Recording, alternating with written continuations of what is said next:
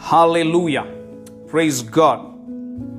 Go ahead and share this video with somebody.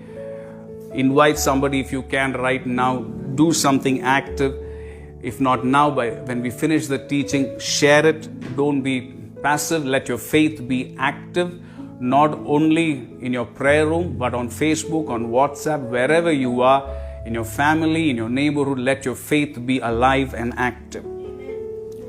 Isaiah 53 verse 1 to 3. Let's read quickly. Isaiah 53 verse 1 to 3. Who has believed our report, and to whom has the arm of the Lord been revealed? For he shall grow up before him as a tender plant, and as a root out of dry ground. He has no form or comeliness, and when we see him, there is no beauty that we should desire him. He is despised and rejected by men, a man of sorrows, and acquainted with grief. And we hid, as it were, our faces from him. He was despised, and we did not esteem him. Now, last week we were looking at this portion of verse 3, where it says, and we hid, as it were, our faces from him. We spoke two reasons last week why we might hide our faces from him. And today we are going to focus on the third reason and the specific fact that is mentioned here as to why we would hide our faces from him. And just to go back to what I said last week, two things in verse 2 and 3, or one of the important things to notice in verse 2 and 3 is that it was not just a prophecy about Jesus coming 700 years back and what the Israelites or the Romans would do to him, but specifically verse 2 and 3 it says, and when we see him, there is no beauty that we should desire. So it's also a prophecy about us. And verse 3 says, we hid our faces from him. So it's also talking about us and this generation that would hide their faces from him. And if we have turned to the Lord and received Jesus into our lives as our Savior, then now we have stopped hiding our faces from him. But it's still talking about us, and it's a prophecy about this generation. And now as believers, we should be careful that in areas of our life, certain areas or certain aspects or certain days, we should not hide our face from him. Because when we are in desperation, we will all turn our faces to God. But there may be days when we don't want to do God's will, when we don't want to do what the Bible says, and we will quietly turn our face away and walk our way. That's not what we are called to do. We are called to look to our Savior every single day, every single hour, every single minute. We should be looking at our Jesus and turning our faces to him. Amen. Praise God. So that's one important thing, that it talks about us. We could place ourselves there. It says we hid our faces. Now we say, no longer will I hide my face from God. Amen. So the other 2 points, the first 2 points we spoke last week, why we would hide our face from God. Point 1 was, like Adam and Eve, we may hide our faces when there is sin, when we prefer to hide our faces from God. But as we look into the new covenant, we know that's not what we should do. Hebrews 4 and verse 16 says, therefore, since we have this great high priest, therefore let us come to the throne of grace that we may obtain mercy. Let us therefore come boldly to the throne of grace, even when there is something wrong, when we are helpless, when there is sin.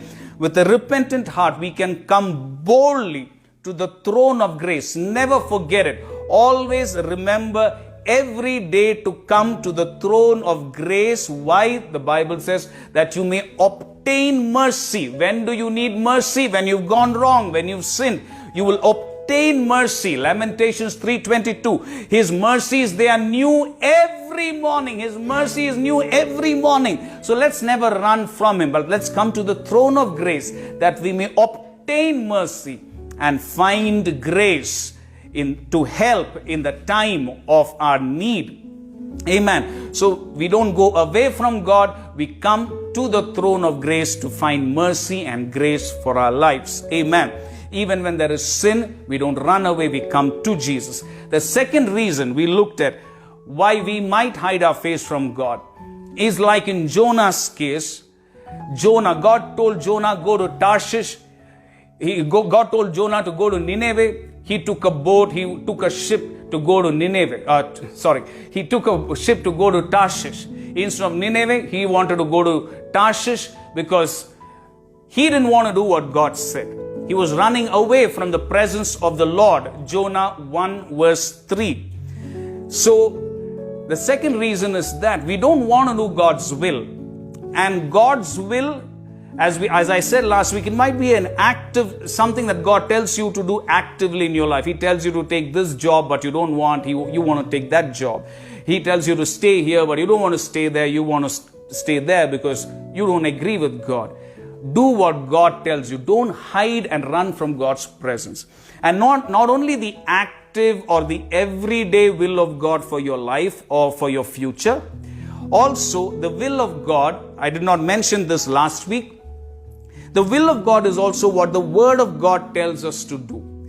If the Word of God tells us something, that's what I need to do.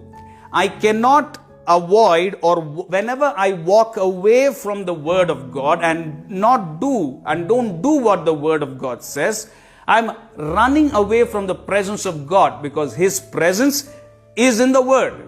Amen. Are you listening? So, whatever the word says, if the Word of God tells you that you need to be baptized, get baptized. When you avoid that truth, what you are doing is you are walking away. God is saying, go to Nineveh. You are saying, I'll go to Tarshish. I'll pray, but I'll pray in Tarshish. Does not work.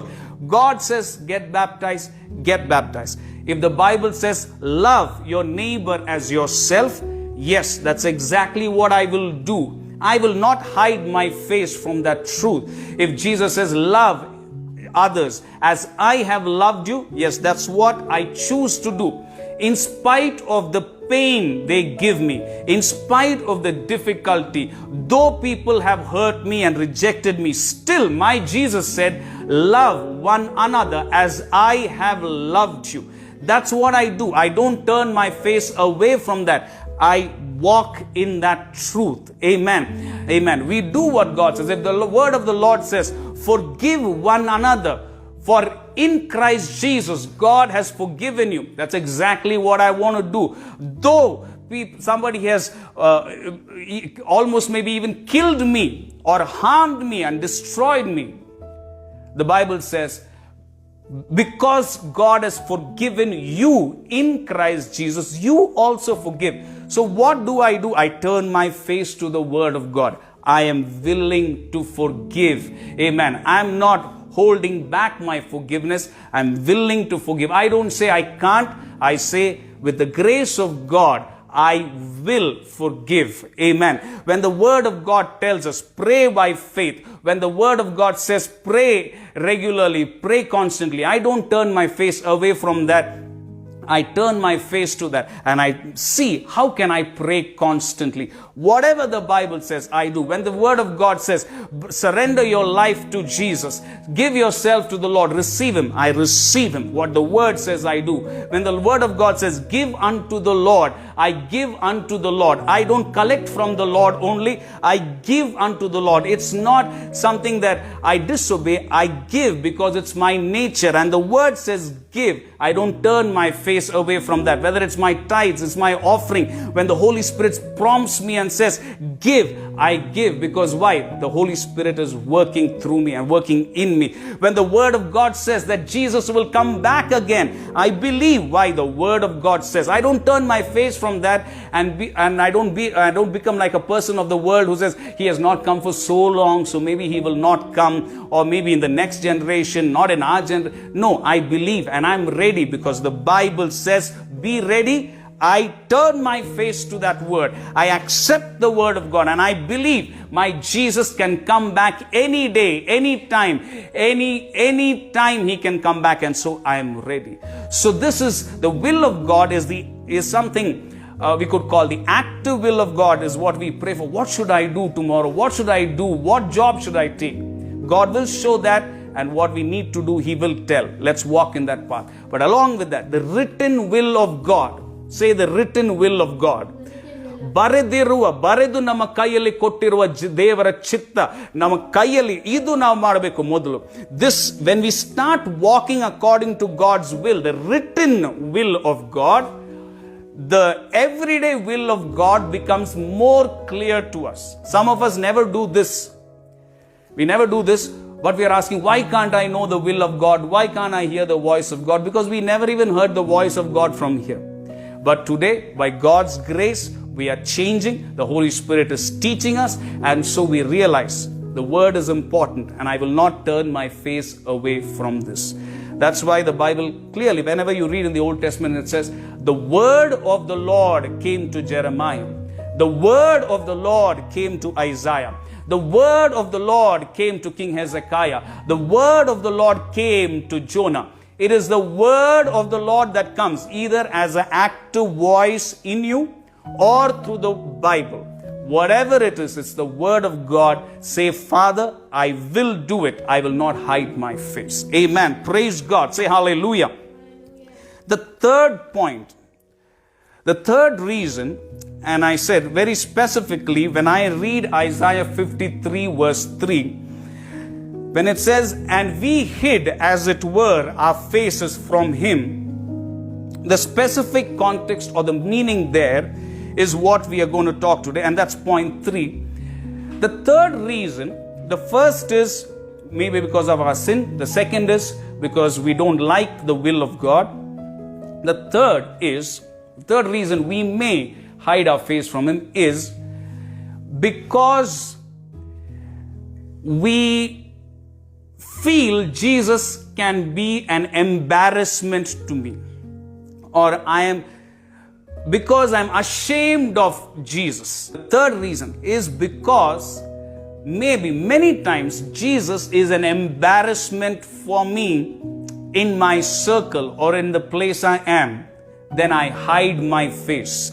And let's look into the Bible.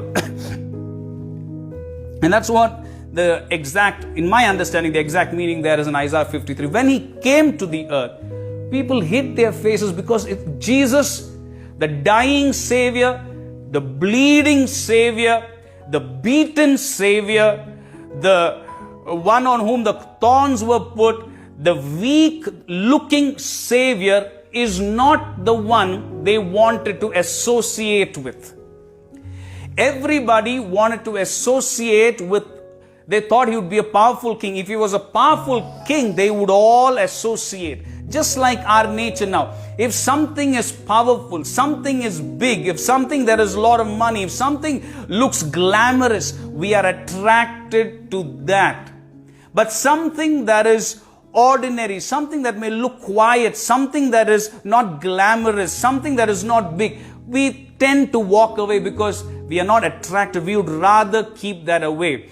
And that's the meaning, because in this, even as we walk in this world, as we live our Christian life, there are many times Jesus does not look attractive to us. It doesn't look great if we present Jesus as our role model, as our Savior. If I stand for Him instead of standing for the world, it may not make me look attractive, so I try to hide my face from Him. But let that change today in the name of Jesus. I'm saved by the blood of Jesus. He may be a bleeding Savior, but he is also the risen Savior.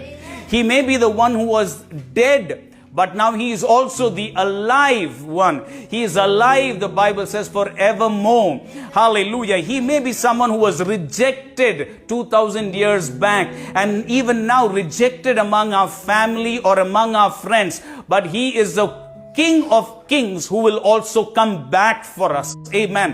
And so seeing what Jesus has done for me and who he really is, I will not hide my face, but I will walk proudly with Jesus as my Savior. Amen. Today I want to encourage you.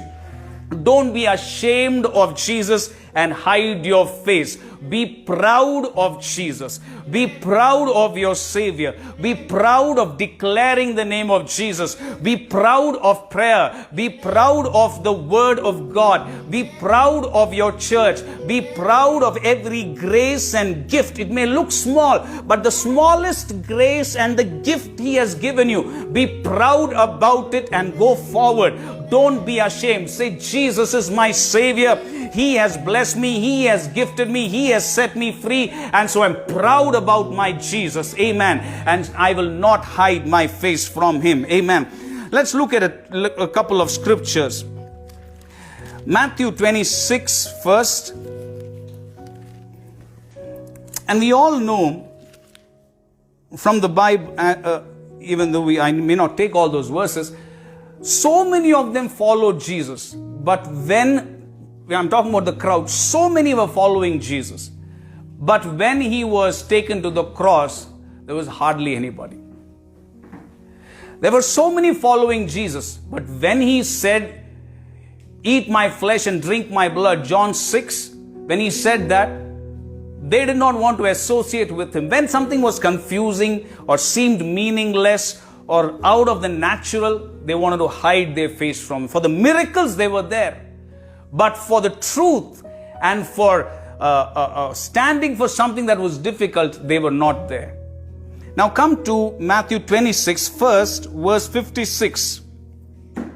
But all this was done that the scriptures of the prophets might be fulfilled. If you read the previous verses, the soldiers capture Jesus. They take Jesus. So, but it says all was fulfilled, all was done to fulfill scripture. Then the last portion. Then all the disciples forsook Him and fled. Amen. Praise God. It's not just one of them. The Bible says all of the disciples forsook Him and fled. At that moment, they hid their face from Him. It's in the moment of the greatest challenge or toughest place, we have the tendency to hide our face from Him. This was a moment they should have stood, but they fled. All the disciples hid. We are not even talking about the crowd or some Israelite or the Roman. The disciples hid their face and ran away for fear. Same chapter 26, verse 69 to 75. Verses 69 to 75. Matthew 26, 69 to 75. Peter's denial. We know this, but let's read through and follow with me. Matthew 26, 69 to 75. Now Peter sat outside in the courtyard, and a servant girl came to him saying, "You also were with Jesus of Galilee." But what did he do? He denied it before them all. Now there's a crowd. Till now he was following Jesus. He was happy to see the miracles. He was happy to cast out demons. Now Jesus is captured. He is no longer with him. Now he doesn't look like the king he thought he would be. And when he's not there, but he denied it before them all. I do not know what you are saying. Verse 71, and when he had gone out to the gateway, another girl saw him and said to those who were there, "This fellow also was with Jesus of Nazareth." Verse 72, but again he denied with an oath, "I do not know the man." And little later, those who stood by came up and said to Peter, "Surely you also are one of them, for your speech betrays you." Verse 74, then he began to curse and swear, saying, I do not know this man. Which man? The man who is going to the cross. The man who had healed his mother-in-law. The man who had performed so many miracles. Isaiah 53. Which man? The man of sorrows. Which man? The man who was rejected and despised. Which man? The man who would go to the cross for Peter and who called Peter while he was fishing. The man who did that miracle of the fishes where Peter caught nothing all night, but now in the morning at his word he had a whole catch of fish. That man now, Peter, is hiding his face. Isn't it clear when you read verse 69 to 75? What is Peter doing? Hiding his face from this Jesus. Not interested. No, I don't know this man. And when we look into our lives, we need to see this. That's why the Bible says we hid our faces from him. But remember also, while Peter and the disciples did this, in Acts chapter 2, when the Holy Spirit came on them, the same disciples and the same Peter stood up before the same Israelites and proclaimed the same Savior. They denied and rejected. They proclaimed the same Savior loudly and clearly. Amen. And so no matter if we are hiding our face from him, it's a sign that we are still not filled with the Holy Spirit, or we have not seen things as we should. And all you need to do, like Peter and the other disciples, what I like about Peter and the other disciples, we read this, it shows how we hide our face from God. But what I like is that after this, they did not say, forget it, anyway it's all useless, and they did not go away. But Acts chapter 1 and 2 says, or rather immediately after this, when Jesus rose, the Bible says when Jesus came, they all came again. That's why I said last week, the most important thing is no matter what, whether there are difficulties, failures, sins, hopelessness, the important thing still is to keep coming to Jesus. What did Judas do? He sinned. He betrayed. But he did not come back to Jesus. He felt bad for what he did and he walked away. There should not be even one of you who is listening to me today who does that even by mistake. Even if there is sin, even if you've denied Jesus, betrayed Jesus, you can still come to him again. He is the all-knowing, all-forgiving, all-knowing, yet all-forgiving God. If you come, you will be forgiven. If you come, you will be restored. If you come, you will be healed. If you come, you will be saved. If you come, everything in your life that is impossible can be made possible if you come. Amen. Hallelujah. Are you listening? The good thing about Peter and the other disciples, they were weak at that moment. Like some of us are weak. That's when we hide our face from God. But in spite of that, they came back to Jesus. Acts 1 and 2, in spite of what they had done, they had some faith. They came together, they prayed together, waited together for 10 days until the baptism of the Holy Spirit fell upon them. Amen. If you are weak, today we prayed in the time of worship. If you are weak, pray to the Holy Spirit. Don't run away. Come into the presence of the Holy Spirit. Amen. If you're weak and there is sin, don't run. Come to the church. Come for the services. Come for the fasting and prayer. Pray more. Seek God more. Not stay away. The one who stays away receives nothing. Amen. You may think you are full. Oh, I'm blessed and I have everything, so it's okay if I don't go 2 Sundays, if I don't attend the service twice. You may think so, but that is the place where you will fail. Don't do that. Keep coming. Keep enjoying the presence of God. Keep staying in the presence of God, and the baptism of the Holy Spirit will come upon you.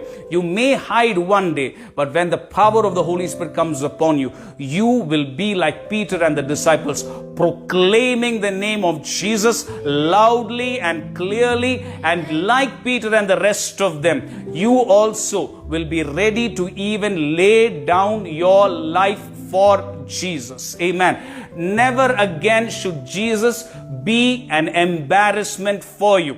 In your office or among your friends, you see, it's in that atmosphere where we want to be like them. And we are afraid to take the name of Jesus. It's in that atmosphere we are ashamed and we want to just play safe. Don't hide. Open your mouth wherever you are and loudly without hurting anybody when you have to. If your friends are sitting and drinking and they're saying, come, join us, you should have the knowledge that you belong to Jesus and you cannot be like them. It's okay if you lose your job because of that, but don't hide your face from Jesus.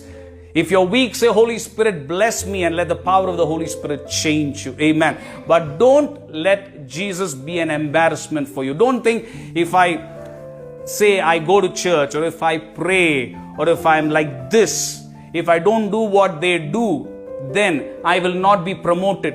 What is the use of your promotion if you don't honor Jesus? Amen. Won't you come down another day? If man lifts you up, man will bring you down. But if God lifts you up, God knows to keep you up. Are you listening carefully? Don't expect man to promote you. If men promote you and lift you up, they will also bring you down one day. But if Jesus lifts you up, when you sacrifice, when you surrender, when you stand for the name of Jesus, He will lift you up. And when He lifts you up, continue to honor Him, then He will keep you there. Amen. He will not pull you down. Amen. Man may pull you down, but not Jesus. Honor Jesus always. And so honor Jesus and don't let Him be an embarrassment to you.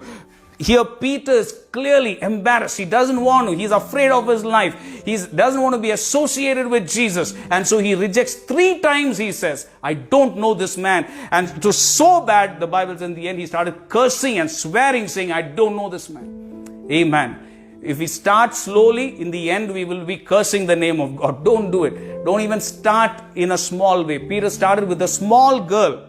Verse 69 says, a small girl said, and to him, with her he started. He ended up cursing and swearing and saying, I don't know this man. When we start something that is sin, that is small, eventually it becomes big. But today, with the help of the Holy Spirit, we are changing. Amen. One more verse, John 12. John 12. There are 2-3 more verses. I believe you have your Bibles and you're following with me. John 12. John 12,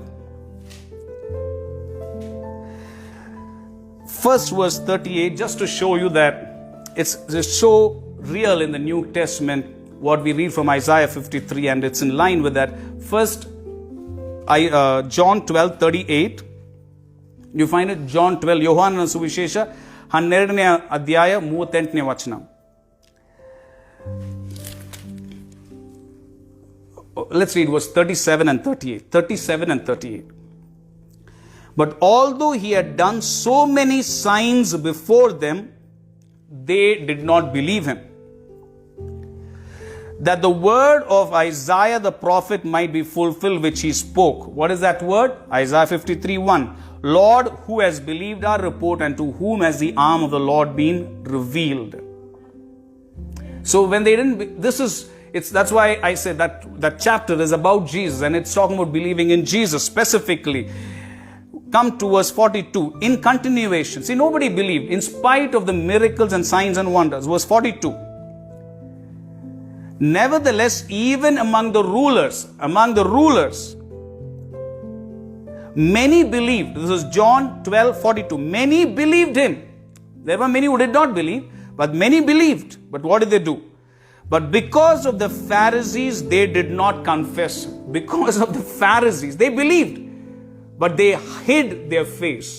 They hid the truth. They hid their belief. They did not confess him. Lest, why? Lest they should be put out of the synagogue. They believed, but they hid their face from Jesus. Isaiah 53 verse 3. They hid their face. Why? Because they were afraid they will be put out of the synagogue.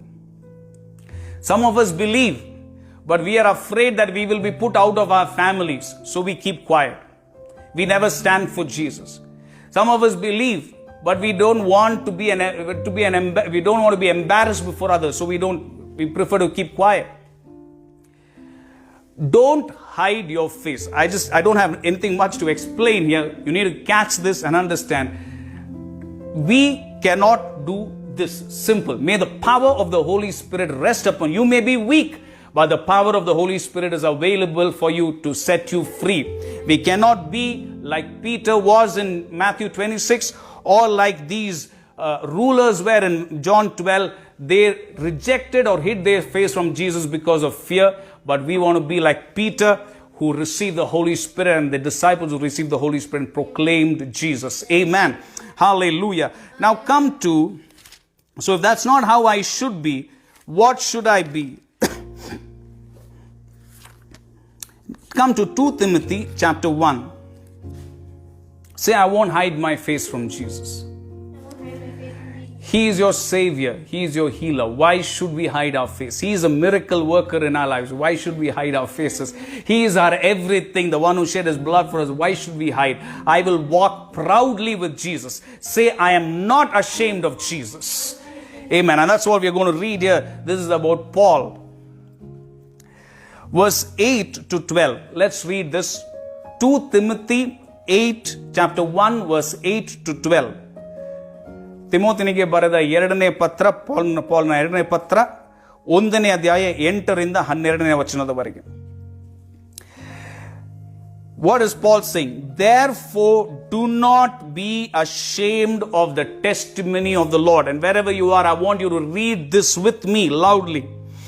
Therefore, do not be ashamed of the testimony of our Lord, nor of me, his prisoner, but share with me in the sufferings for the gospel according to the power of God, who has saved us and called us with a holy calling, not according to our works, but according to His own purpose and grace, which was given to us in Christ Jesus before time began, but has now been revealed by the appearing of our Savior, Jesus Christ, who has abolished death and brought life and immortality to light through the gospel, to which I was appointed a preacher, an apostle, and a teacher of the Gentiles. For this reason I also suffer these things. Nevertheless, I am not ashamed, for I know whom I have believed, and am persuaded that He is able to keep what I have committed to Him until that day. Amen. Paul is declaring, I am not ashamed of whom I have believed in. Amen. Some of us are ashamed to preach the gospel. We are ashamed to share on Facebook or WhatsApp. We are ashamed to put a scripture sometimes as our status on WhatsApp. Not all. Maybe some of us feel it. Some of us do it. Some of us maybe for no reason. But some of us, when God is even prompting, we are ashamed. We don't want to be identified with Jesus. Let that bondage and let that curse over your life break in the name of Jesus Christ this morning. Amen. Hallelujah. We are ashamed to talk about Jesus to our relatives, to declare the clear word of God to our relatives sometimes. We don't even know what to say. We may, if we are, let's say we are in with our family, and if there is a debate about maybe Donald Trump and Joe Biden about the presidency in America, oh, we may get very involved and you may say, no, I believe this and I believe that. Or if there's a debate on the water problem in Bangalore, oh, you will get involved and you may be talking about, yes, this BBMP is like this and they are like that. And you may get involved and give your opinion on anything and everything. But when it comes to the Savior, many of us, our mouths become zipped. If there's a debate on who's the best actor in the country, maybe you will get involved. Or what if there's a debate on whether women's role is this and what is women's role in the world and what's men's role, and you may be ferocious about standing for either men or women, whatever your position is. If it's about an actor or something, some philosophy maybe you'll be ferocious about talking that anywhere. But when it comes to the Savior, maybe you just become quiet. Do you realize? My point is not to say that you are wrong or bad, but do you realize that there is a Savior who died for you on the cross? Do you realize there is somebody who shed his blood to save you from the pit of hell? There is somebody who came from heaven 2000 years back and died on the cross and rose again just to save you. And are you going to stand for a philosopher or a principle of this earth? And are you going to deny the one who shed his blood for you? Amen. Are you listening? Speak for your Savior who bled and died and rose again. And because of this Jesus Christ, because of whom we are ashamed sometimes, because of him, if we believe, we will live our eternal life in heaven. On earth, why should I be embarrassed about this Jesus? Amen. Hallelujah. Are you listening? Are you listening? Stand for Jesus. Stand for Jesus. Amen. Let me give another example before we read the scripture again. Now, just imagine next Sunday morning at 10:30, some of your relatives tell you, we are going to come to your house on Sunday morning 10:30. It's a long time. We are coming to your house at 10:30. What would you do? See, your decision at that point will tell you whether you're hiding your face or you're standing for Jesus. There are two types of people. One is, I'm just giving you an example. Supposing somebody or some friend, old friend, you've not met him for 20 years, he calls and says, hey, next Sunday morning, I'm free, I will come to your house at 10:30, man, I'm going to meet you. What are we going to say? There are two things we can do. One, you can tell your friend, sorry, I know we've not met for a long time, but 10:30 is my church time. So from around 10 to 1, I'm not free, but I'd love to meet you. I'll meet you after that. We can have lunch together. I will even prepare lunch in my house. You can come to my house, but if you don't mind, after 1.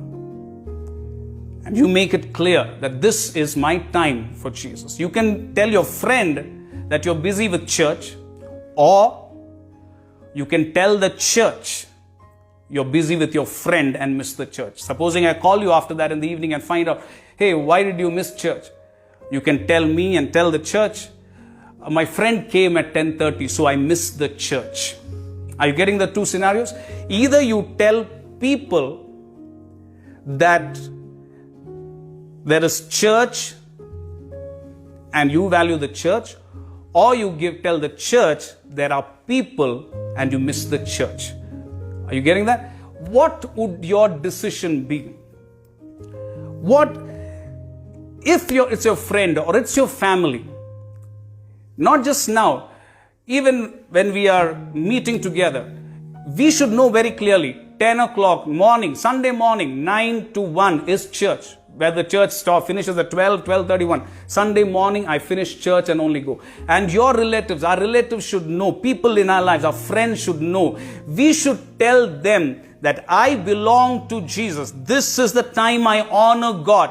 Sunday morning 9 to 1 is not time for marriage, is not time for function, is not time for birthday, is not time for, free time, is not time for sleep, is not time for picnic, is not time for something else. This time, I am not free. I am in the church. I am there at this time in the church. I tell that to people and I tell them I belong to Jesus. You don't tell Jesus and the church, sorry, excuse me, people are important, I'm going there. No. You tell people that Jesus is important. Amen. Don't tell Jesus that people are important. Are you listening?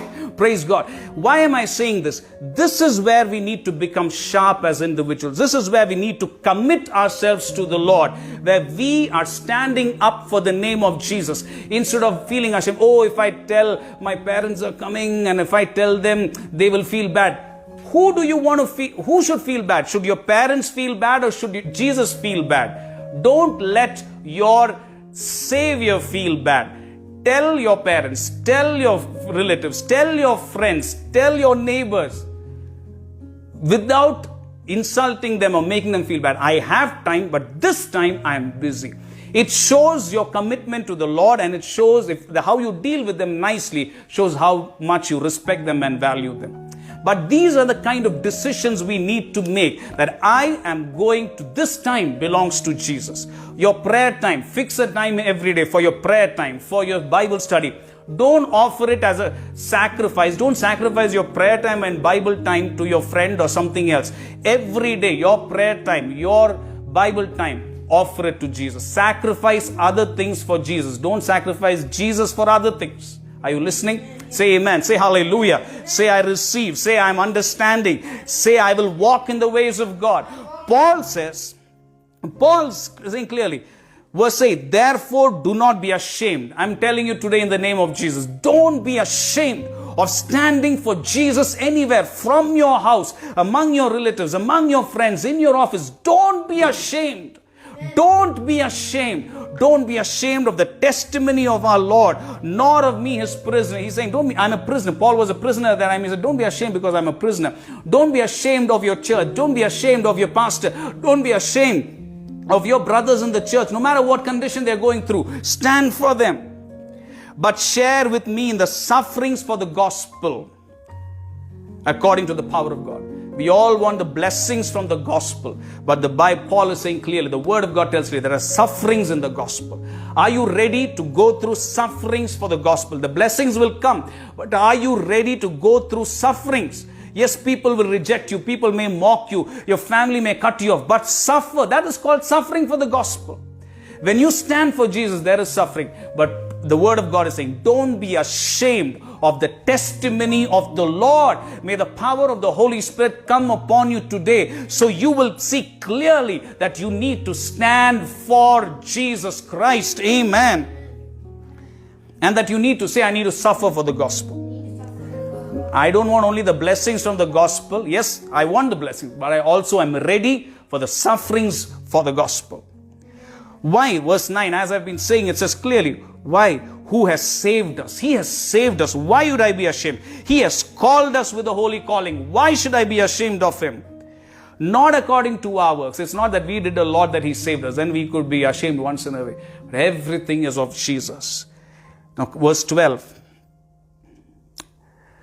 For this reason, I also suffer these things. So when you go through suffering in your life because of something that you do for Jesus, because of the church, because of what you stand for. Let me say it once more clearly. It does not mean that we put down our friends or our relatives.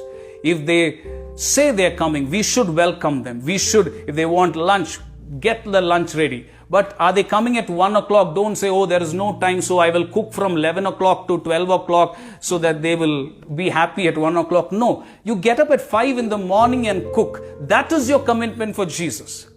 You keep things ready till 9 o'clock. Then get ready. Prepare your heart for the Lord. No sacrificing Jesus and prayer for people.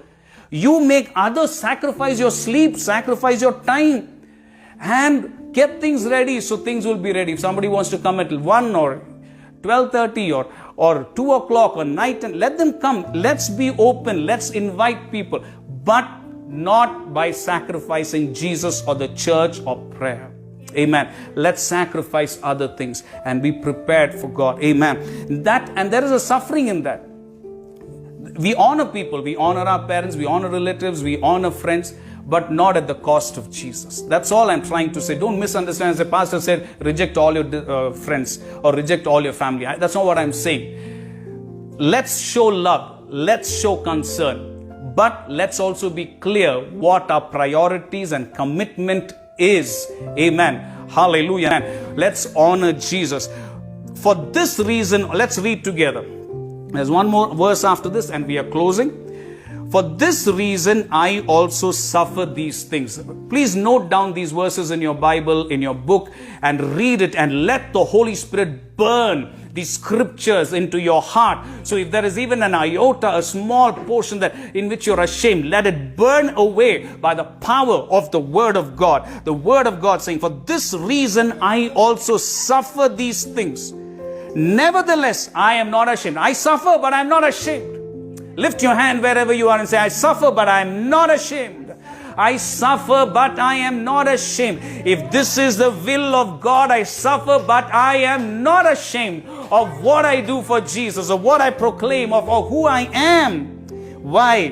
for I know whom I have believed. Not just what I have believed, whom I have believed. Amen. I know whom I have believed. I have believed in Jesus, not just a doctrine, not just a philosophy, not just some words, not just a man. I know whom I have believed. So though I suffer, I will not be ashamed, because this suffering is temporary, but my King will come back for an eternal reward and an eternal life. So I will not be ashamed. Lift your hands up and say, I suffer, but I'm not ashamed. I suffer, but I'm not ashamed, because I know. Say loudly, I know whom I have believed. Amen. I know whom I have believed. Amen. Hallelujah. May you know, we read on Wednesday, Exodus 33, Moses prayed, Lord, I want to know you. If you don't know him, we are being ashamed. Peter was ashamed when he didn't know who this Jesus was. When the Holy Spirit came, he knew. When you know Jesus, you won't be ashamed. You won't be ashamed. When we are constantly ashamed, it's a proof to us that I still don't know him. Understand that. It's not to condemn, it's not to insult, but for us to realize, yeah, maybe I don't know him. I need to go and fast and pray so I know him, so I won't be ashamed anymore.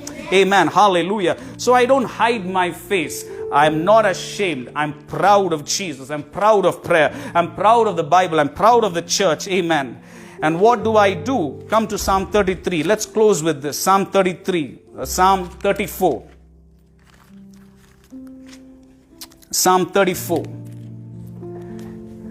Last week we saw, if I don't hide my face, what should I do?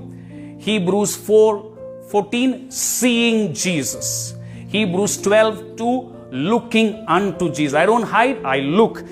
Today we saw in 2 Timothy 1:8, what do I do if I don't hide? I'm going to be proud. I'm not going to be ashamed. And what do I do? Psalm 34. And may these verses also be a mighty blessing for you. What does the word say? I sought the Lord. We are reading from verse 4. Psalm 34, verse 4 to 9. The blessing in coming to the Lord and looking at him. I sought the Lord. I didn't hide my face. I sought the Lord. And what did he do? He heard me and delivered me from my fears. When I come to him, he hears and he delivers me. If I run away, all my fears stay in me. Verse 5. They looked to him. They didn't hide. They looked to him. Say, I looked to him. Say once more, I look to him. I look to him. When do you look? When you pray, when you seek him, when you do his will, when you study the word. I look to him. They looked to him and were radiant. Your face will shine. Your life will shine with the glory of God. When you look to Jesus, when there is sin, when you hide from him, when you're ashamed, your life becomes dark. But when you look to Jesus in prayer and spend time, there is a radiance in your face. There is a shine in your face. Some of you want to look more beautiful. The secret is not a beauty parlor, or it's not a cream. It's not Fair and Lovely. Your beauty is in the presence of God. Your face will shine when you come into the presence of the Lord. Amen.